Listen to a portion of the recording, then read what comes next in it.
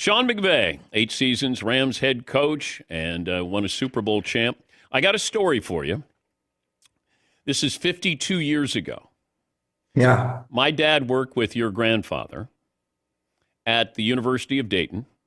Yeah. So your dad was grandfather was the coach. My dad Sure. worked in computer science at the University of Dayton. He says to your grandfather, give me all of the information, give me all the tendencies of the opponent you're going to play. I'm going to put it into a computer, and I'm going to give you this. So my father was one of the first people to ever do this. No kidding. Yeah, so he was helping your grandfather, and I always wanted to tell you that story, that he spoke very highly of your grandfather, and the fact that he would listen to some guy in the computer science department at the University of Dayton giving all this information, and my dad would say, here's tendencies of 3rd and 8, 40-yard line, or what they did in the, inside the 20. So I always wanted to tell you that. That's incredible. My grandpa was the most humble, just good man. He's a reason why. That's an amazing story. I can't believe I didn't know that and that we haven't connected before to hear that. But he has afforded me opportunities, Dan, that I would never have gotten otherwise because of the way he treated people, the way that he always was so respectful, so humble, so willing to listen. I always talk about, he was, I'm going to listen, learn, then I can lead. And he was the best. He was so steady. And man, I know this, I would never be in the position that I'm in if it wasn't for the, McVay family name and legacy that he set. And you want to work as hard as you can to make him proud. But where we are 52, 3, 4, 5 years later with analytics, can you be too analytical from a head coaching perspective? I think so. I think it's a portion of it. And I do think that part of the really good coaches, they use that as a portion to make decisions. And then there are certain things where the feel for the flow of the game, the enemy has his say. There's some different things that you have to understand that are going on that maybe, okay, this is different than what we had planned. There's 22 moving parts. And so I think the best coaches use that as a part of their process in regards to the decision making. And then the best ones, I think they have a feel for the flow of the game where it's either confirming or, oh, this is a little bit different than we anticipated. And how do we show the flexibility and the fluidity to be able to adjust and adapt in game? Why didn't you go to the combine? I didn't go to the combine because really we've got such trust in our group of scouts to be able to do the vetting.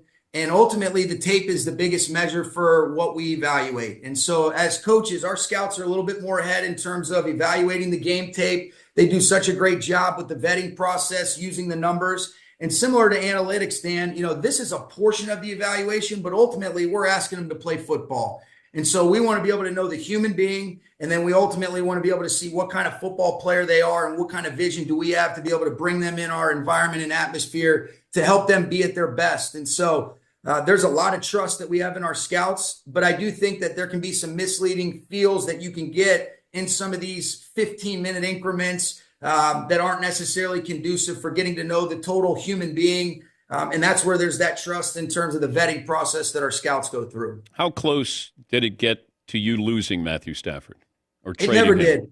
It never really got close. I think the important thing, Dan, was at the start of this process, and I've been pretty open about some of the communication and the clarity that was deserved. And I had some growing up to do when we ended up making the move to acquire Matthew for Jared Goff, to acquire Matthew and move Jared Goff. And so wanted to have clear, open, and honest dialogue throughout that process. But the end goal in mind was always to be able to get him back.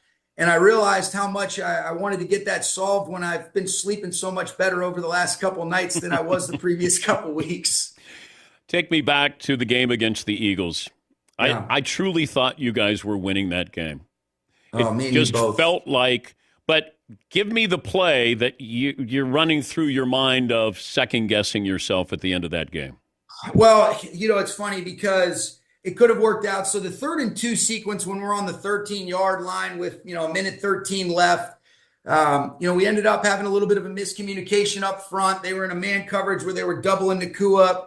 We might have had a chance if we ended up blocking it up right to be able to hit Higbee on a little whip route or maybe a second window on for Kupp from a slant route from the backside. We ended up going negative, and that put us in a 4th down situation. But not that you just hated the call, but you said, okay, if you had that over again, what would you do? Knowing that we had 2 downs, probably could have run it, move down some more clock.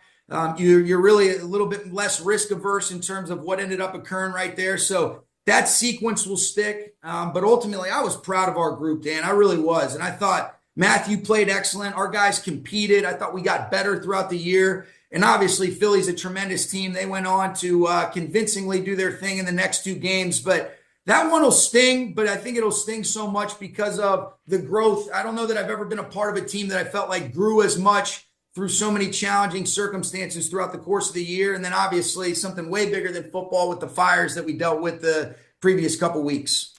We're talking to Sean McVay, the Rams head coach. We had a bet around here. If you've already had your morning pump in, your morning lift. Todd, you said what? That Sean had already done his morning lift? Yes or no? Yeah, I believe he has. All right, Seton? Yeah. Definitely. Yeah, Marvin? Yes. Yeah, Paulie? 8:30, no doubt he got a lift in. Yeah, I'd say. Oh, you're damn right I did. What are you benching now? Oh, I don't know what I'm benching. I just know that I get up. I actually go and work out with Andrew Whitworth. He's got a gym, and so I'm not lifting the same as him, but he's keeping me in shape both mentally and physically. And so we do that at 6 a.m, 4 days a week. But I'm trying to think who I spoke to recently, Kevin O'Connell, and I said, you know, if we do a combine for coaches, he put you up there at the top. He thought you being competitive, that going through all 3-cone drill, of course. I don't know what you ran. What was your best 40-yard dash time? Well, I mean, this is. I think my dad had the handheld when I was in the 4.5s. They say 4.4. High. Let's put it this way: if I ran on an FAT at Indy, I'd be lucky to be in the 4.6s at my best. Okay, but yeah. Dan Campbell would dominate you in the bench press, I'm guessing. I'm not messing with Dan. There's no disputing that. Who takes credit for Puka Nacua? I would say this. I think, I'll tell you who was a huge fan of his. Obviously, Les was a huge fan. James Gladstone was a big fan of him before anybody. I know that I can remember when Mike LaFleur and I were really watching him and watching some of the different things that we like to evaluate in terms of aggressive hands. Really, we were looking for somebody that brought the element of toughness, competitiveness. Explain aggressive hands. What's aggressive hands mean? I think one of the best ways that you can evaluate aggressive hands where you're stepping to the football. When somebody's running in-breaking routes, do they stay flat? Are they friendly? Are they coming back on negative angles? Are they staying grounded through the catch? Are they able to catch it away from their frame and then immediately get up the field? I think that's where you see some of these special players that have those aggressive hands to go attack the football, as opposed to when you'll see guys running in breaking routes, they might drift up the field because they're not as confident to step back to it. That was one of our favorite things about Puka, the competitive toughness. At BYU, he was catching a lot of bubbles and running jet sweeps. And so a lot of the run after the catch was something that was enticing. And if you said, did you think he'd be this good? We had a vision. We thought he would be good. But if we knew he was going to be this good, we'd be silly to say we were going to wait till the 5th round to take him. What does the Cooper Kupp situation hinge on? Yeah, honestly, he's been so instrumental to our group for the 8 years. His rookie year coincides with my first year, Dan. This guy means a whole lot to me. He's been instrumental in setting the culture, establishing a legacy that is already cemented as one of the all-time Rams. I think the hard part is you have to be able to make decisions where you say, all right, where are we going? What does it look like for the collective? And how are you putting this puzzle together year in? How are you putting this puzzle together year in and year out? And so we're in the midst of finding a trade partner for him. And if we're not able to do that, then we'll see what the next steps are. But that's kind of the process that we're in, working with himself and Ryan Toner to find a trade partner. How has fatherhood impacted your coaching? I tell you, it's given me a purpose and a perspective. Some of the things I used to get worked up about, Dan, it's just, you're just reminded of who you want to be when you see that little boy smile at you, how you want to treat his mother, how you want to interact and respond the right way to show him what a real man is. I've said this before. I can remember went through some challenging times in the 22 season and we were 5-12. Man, it really tested a lot of the things that revealed a lot of insecurities that I had. And you're thinking about walking away from coaching. And the one thing that I think always resonates with me is that I would have never been able to look at my son and say, hey, do as I say, not as I did when adversity hits. And so you talk about making you better in every form of your life. And man, just bringing a joy and a perspective. He doesn't care about those bad play calls that I make on Sundays. He's just happy to see Dad. And I said that to Whit and Fitz when I went on their podcast, and Fitz said, yeah, not yet. Once he's old enough, he'll be criticizing you for those calls. Can you change a diaper in the time of a play clock?